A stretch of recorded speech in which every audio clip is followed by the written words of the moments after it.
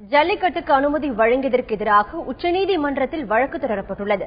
இது தொடர்பான கூடுதல் விவரங்களை தருகிறார் எமது டெல்லி செய்தியாளர் அரவிந்த்.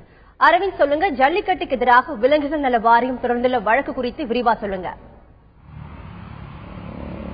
ஜல்லிக்கட்டுக்கு அனுமதி அளித்த மத்திய அரசின் அறிவிக்கையை எதிர்த்து உச்சநீதிமன்றத்தில் விலங்குகள் நல வாரியம் உள்ளிட்ட 4 அமைப்புகளும் அதே போல 2 தனிநபர்களும் உச்சநீதிமன்றத்தில் வழக்கு தாக்கல் செய்துள்ளனர்.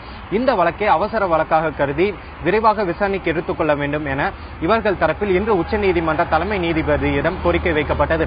இந்த கோரிக்கையை ஏற்றுக்கொண்ட உச்சநீதிமன்ற தலைமை நீதிபதி அமர்வு இந்த வழக்கை நாளை விசாரணைக்கு ஏற்றுக்கொள்வதாக அறிவித்துள்ளது.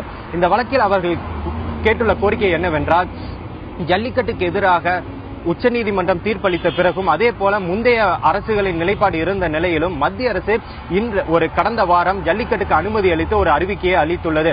இந்த அறிவிக்கையானது உச்சநீதிமன்ற உத்தரவுக்கு எதிராகவும் அதே போல முந்தைய அரசின் நிலைப்பாட்டுக்கு எதிராகவும் உள்ளது.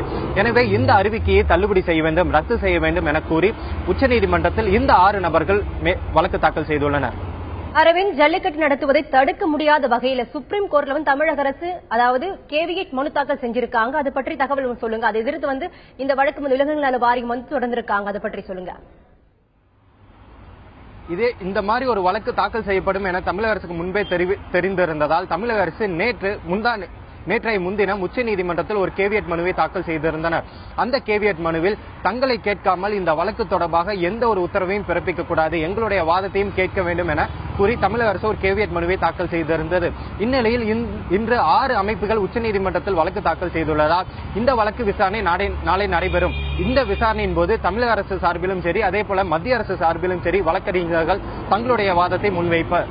அதனை பொறுத்தே உச்சநீதிமன்றம் இது தொடர்பான ஒரு முடிவை அறிவிக்க இருக்கிறது.